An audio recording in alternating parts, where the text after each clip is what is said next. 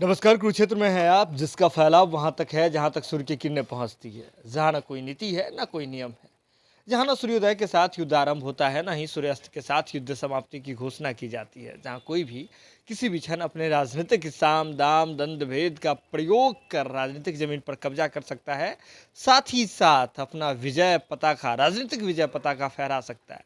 हम पहले से ही कहते आए हैं कि बिहार की जो भूमि है वह काफी समृद्ध है। किस फसल में? राजनीतिक फसल में।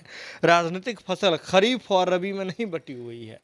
यहाँ हर समय, चाहे बारिश हो नहीं हो, सुखाड़ हो, किसी भी मौसम में जो प्राकृतिक मौसम है वो चाहे अनुकूल हो या फिर प्रतिकूल हो, हर जगह हर समय में राजनीति होती है। और इसी वजह से राजनीतिक फसल बिहार की इतनी लहलहाती है कि इसकी जो गूंज है, इसकी हवाओं की जो सनसनाहट है, वह पूरे विश्व में सुनाई देती है। अब समझिए, बिहार में लगातार राजनीति हो रहा है और बिहार ही ऐसी भूमि है जहां पर नीतीश कुमार जी, जो कि बिहार के राजनीतिक चाणक्य कहे जाते हैं, जिनके नाम में ही नीतीश में नीति छुपा हुआ है, तो भी उनको कहना पड़ जाता है कि कौन साथ था कौन साथ नहीं था यह पता ही नहीं चला।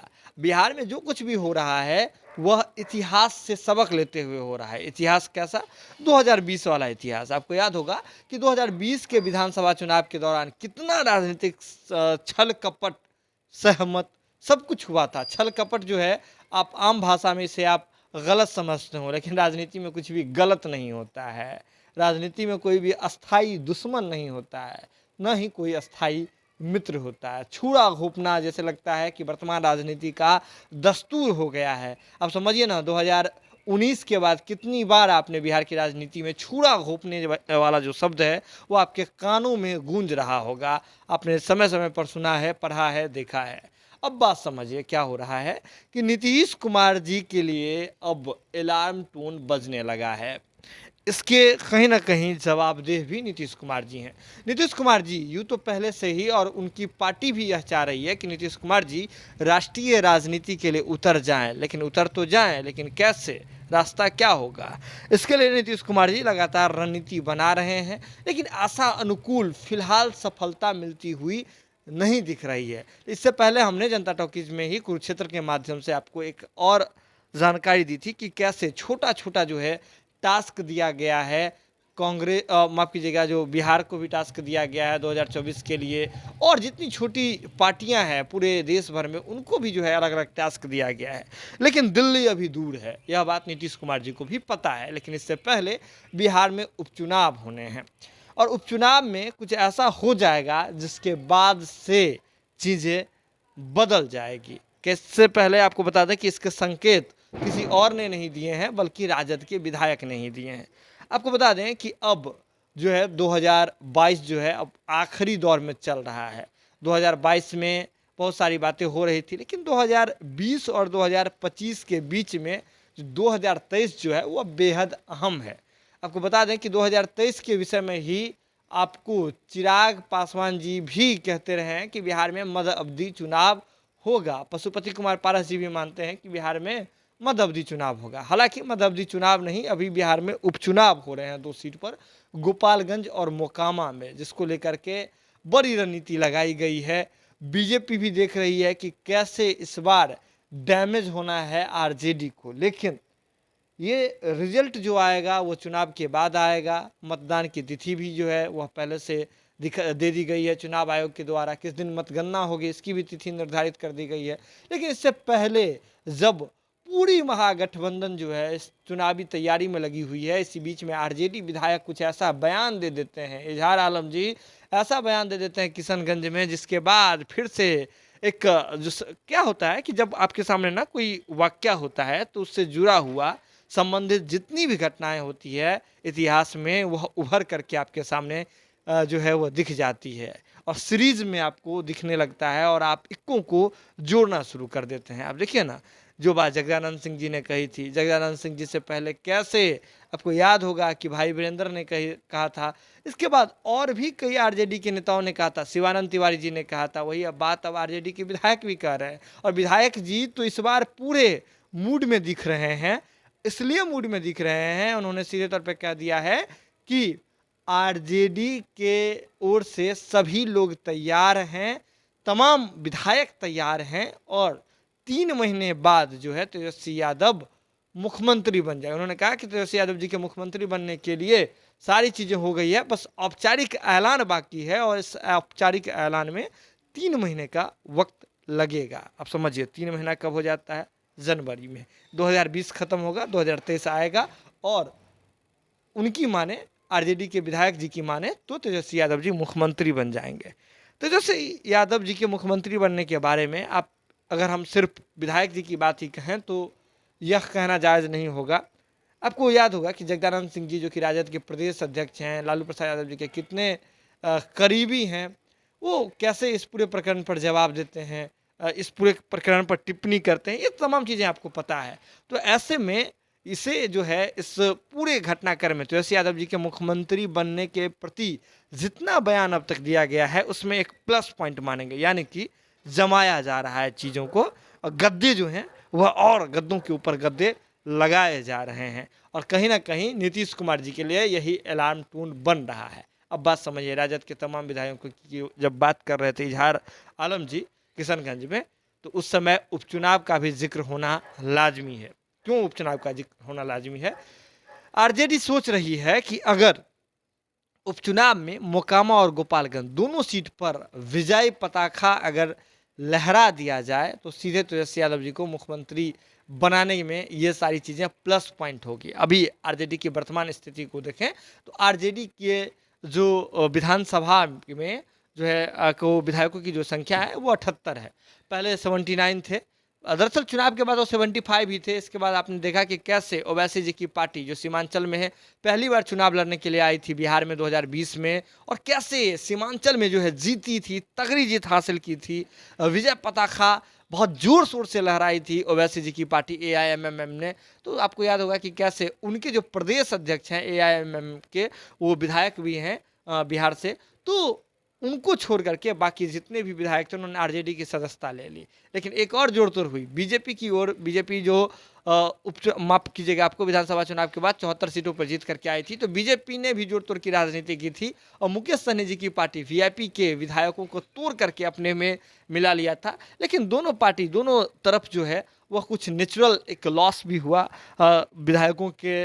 जो है आपको याद होगा कि कैसे 2 ऐसे विधायक हैं आरजेडी कोटे से, अनंत सिंह की बात करें, इसके बाद आपको याद होगा कि सहनी जी, अनिल सहनी की बात करें, तो कैसे दोनों विधायकों की जो है सत्ता रद्द कर दी गई। इसके बाद आपको याद होगा कि बीजेपी कोटे से कैसे एक विधायक थे सुभाष सिंह, उनका निधन हो गया था।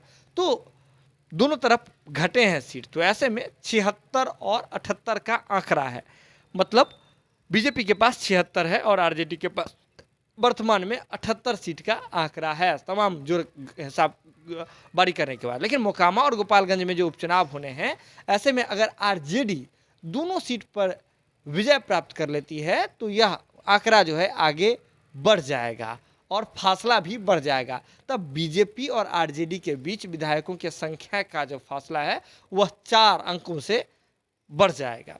और अगर वहाँ पर बीजेपी दोनों जगह, मोकामा और गोपालगंज दोनों जगह अगर बीजेपी विजय पताका लहरा देती है तो आरजेडी के बराबर में आ जाएगी, बात समझिए। तो ऐसे में दोनों तरफ से नीतीश कुमार जी के लिए अलार्म टोन है। बीजेपी संगठन में घुस करके आपको अपने विधायकों की संख्या बढ़ा करके भयाक्रांत करने वाली है, और वहीं दूसरी ओर तेजस्वी यादव के अगर विधायक जीत करके आते हैं, राजद के विधायक जीत करके आते हैं, तो आपको याद होगा कि कैसे उनके विधायक कह रहे हैं कि सभी विधायक पहले से ही तैयार हैं तेजस्वी यादव जी को मुख्यमंत्री बनाने के लिए। ये बात तब हो रही है जब नीतीश कुमार जी बिहार के मुख्यमंत्री हैं और महागठबंधन के खेमे से ही नीतीश कुमार जी वर्तमान में आ रहे हैं। जदयू पूरी तरीके से केंद्रीय टीम और बीजेपी को घेरने में लगी हुई है, लेकिन बिहार में राजकाज में जिस प्रकार से हाथ बटा रहे हैं तेजस्वी यादव, आपको याद होगा नालंदा मेडिकल वाला मामला हो, चाहे स्वास्थ्य संबंधित मामला हो, या जहां भी विजिट करने की बात आ रही है, तो तेजस्वी यादव जी जोर शोर से मजबूती से खड़े दिख रहे हैं और विश्वास पैदा करने की कोशिश कर रहे हैं। हालांकि बीजेपी इस पूरे प्रकरण में उपचुनाव को लेकर के तैयार है और इसमें बीजेपी को बढ़त मिलता हुआ भी दिख रहा है और बीजेपी की रणनीति भी है कि उनको जीत मिल जाएगी। कैसे? आपको याद होगा कि चाहे पहले मोकामा की बात कर लेते हैं, ललन सिंह वहाँ के स्थानीय बाहुबली हैं और कैसे पहले में भी अनंत सिंह को टक्कर देते रहे हैं अलग अलग चुनाव, चाहे निर्दलीय हो या फिर अलग अलग पार्टियों, छोटे मतलब चुनावों में हमेशा टक्कर देते रहे अनंत सिंह को। तो इस बार ललन सिंह जी की पत्नी को जो है बीजेपी ने अपनी ओर से टिकट दे दिया और ऐसे में मामला को दिलचस्प बना दिया। बीजेपी का साथ, मतलब चुनाव चिन्ह बीजेपी का, ललन सिंह जी की ताकत वहाँ पे मोकामा में, तो अनंत सिंह पर भारी पड़ सकता है। और ऐसे में सूर्यभान सिंह बड़े फैक्टर हैं, वर्तमान में लोजपा से आते हैं लेकिन बड़े फैक्टर है। उधर सूर्यभान सिंह जी ने भी समर्थन दे दिया है ललन सिंह जी की पत्नी को। तो ये मोकामा का समीकरण है। तो ऐसे में बीजेपी को लग रहा है कि हम मोकामा में फतेह हासिल कर लेंगे। लेकिन बीजेपी अगर मोकामा में फतेह हासिल कर लेती है तो जदयू के राष्ट्रीय अध्यक्ष ललन सिंह जी सकते में पड़ जाएंगे।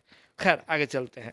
अगर गोपालगंज की बात करें, लालू प्रसाद यादव जी का गृह जिला, लेकिन वहां पर महागठबंधन के लिए चुनौतियां कम नहीं है। कैसे कैसे चुनौतियां हैं, तो सबसे पहले बात कर लेते हैं बसपा के टिकट से साधु यादव जी की पत्नी आ रही हैं। तो साधु यादव जी का उधर वर्चस्व है गोपालगंज में, तो इससे वोट बैंक जो है वह डैमेज होगा। लेकिन वोट बैंक जो डैमेज होगा वह सीधा डैमेज होना दिख रहा है लालू प्रसाद यादव, यानी कि महागठबंधन का वोट बैंक डैमेज होगा साधु यादव जी के आने से। लेकिन आरजेडी ने भी वहाँ एक चाल चली है। गुप्ता जी यानी कि बनिया समाज के लोग को वहाँ पे उन्होंने एक टिकट दिया है, और टिकट जो दिया है गोपालगंज में बनिया समाज के लोगों को, तो ऐसे में सीधे तौर पर दिखता है, यह एक माना जाता है कि बनिया समाज का जो वोट बैंक है वह परंपरागत रूप से बीजेपी का वोट बैंक है। तो वहाँ भी सेंधमारी लगाने की कोशिश कर रही है आरजेडी। हालांकि वहाँ भी जो है सुभाष सिंह जी की पत्नी, जिनका वो परंपरागत अभी वर्तमान निर्वर्तमान जो सीट रहा था, सुभाष सिंह बेचारे इस दुनिया में नहीं है, सहकारिता मंत्री बिहार सरकार के रह चुके हैं, तो उनकी पत्नी को उन्होंने टिकट दिया है। बात समझिए वहाँ बीजेपी को कैसे फायदा मिल सकता है। एक सबसे पहली बात कि सहानुभूति वोट का एक कल्चर रहा है बिहार में, और दूसरी बात ये कि लालू प्रसाद यादव जी के साले यानी कि साधु यादव जी के आ जाने से अगर गेम टफ हो रहा है, मुश्किलें हो रही है, तो आरजेडी और महागठबंधन के लिए दो बात हो गई। और तीसरी बात ये सबसे अहम बात है, एआईएमएम वहीं चुनाव लड़ रही है, यानी कि गोपालगंज में अपने कैंडिडेट को उतार रही है, मोकामा में नहीं उतार रही है। खार खाए हुए हैं ओवैसी जी, और ऐसे में सीधा टारगेट तेजस्वी यादव जी पर कर रहे हैं। तो तीन तरह की चुनौतियां हैं महागठबंधन के पास गोपालगंज में। लेकिन एक पॉजिटिव चीज़ ये है कि वहाँ उन्होंने बनिया समाज के लोग को टिकट दी है, तो ऐसे में उनका वोट मिल सकता है और बीजेपी के परंपरागत वोट बैंक में सेंधमारी हो सकती है। लेकिन संभावना है। राजनीति में जब तक पूर्ण विराम चिन्ह नहीं लगे तब तक यकीन नहीं कर सकते हैं। लेकिन अब आपको बताते हैं कि इधर बीजेपी बढ़त बनाने की तैयारी में है, बीजेपी पूरी तैयारी में है। नीतीश कुमार जी लगातार सत्ते में आ रहे हैं। आपको दिख रहा होगा कैसे नीतीश कुमार जी के मतलब चर्चा में कहीं ना कहीं कमी देखी जा रही है बिहार में, पूरे बिहार में। और ऐसे में तेजस्वी यादव जी के उसी रफ्तार में जैसे नीतीश कुमार जी की छवि में, चर्चा में कमी हो रही है, तेजस्वी यादव जी की बढ़ती हुई जा रही है। आप ये देख रहे होंगे, नोटिस कर रहे होंगे। और इसके साथ ही आपको बता दें कि तेजस्वी यादव जी के जैसे राजद के विधायक चाहे प्रदेश अध्यक्ष हो, चाहे राष्ट्रीय उपाध्यक्ष हो, जिस तरह का बयान देते हैं, इसके बाद मनोबल भी बढ़ता जा रहा है। और उसी गति से नीतीश कुमार जी का मनोबल कहीं ना कहीं गिरता जा रहा है मुख्यमंत्री पद के प्रति।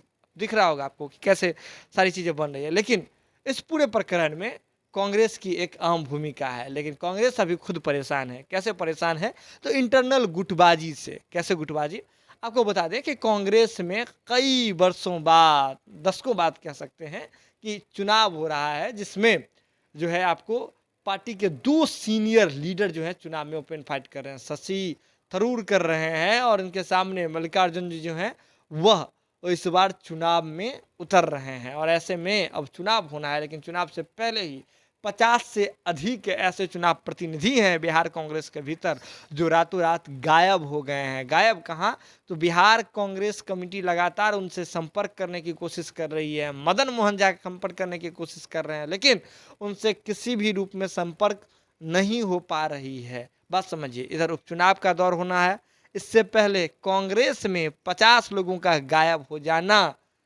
समझ सकते हैं कितनी बड़ी बात हो रही है। आपको नहीं लगता है कि 2023 के आते आते शुरुआती दौर में, होली से पहले कुछ बिहार में बड़ा राजनीतिक फेरबदल फिर हो सकता है, संभावना है, हो सकता है। और बिहार ने हमेशा ऐसा उदाहरण जो है पेश किया है, और नीतीश कुमार जी तो उदाहरण बनाने के अब मास्टर माने जा रहे हैं। खैर, बने रहिए आप जनता टॉकीज के साथ और बने रहिए कुरुक्षेत्र के साथ, क्योंकि समीकरण बहुत सारे हैं, संभावनाएं अभी बहुत सारी चल रही है, रणनीति भी चल रही है, संभावना नहीं कह सकते इसको, रणनीति कह रहे हैं। और होता क्या है ना कि रणनीति चलती है, जब तक सफल नहीं होती है ना तो कह देते हैं कि हाँ ऐसे ही लोग जो हैं जनता टॉकीज वाले, कुरुक्षेत्र वाले, या जो रिपोर्टर्स हैं, मीडिया रिपोर्ट्स है, वो ऐसे ही कहती रहती है, अपनी ओर से संभावनाएं व्यक्त करती रहती है। लेकिन असलियत होती है, जब नहीं होती है तो वो उसे झुठला देते हैं। जुड़े रहिए आप कुरुक्षेत्र के साथ, बहुत सारी बातें हैं, वो जब भी कोई अपडेट होगा हम आपसे शीघ्र ही साझा करेंगे। अगर अभी तक आपने हमारे चैनल को सब्सक्राइब नहीं किया है तो सब्सक्राइब कर लीजिए और हमारा जो है ऐसे ही मनोबल बुलंद कीजिए। बहुत बहुत धन्यवाद।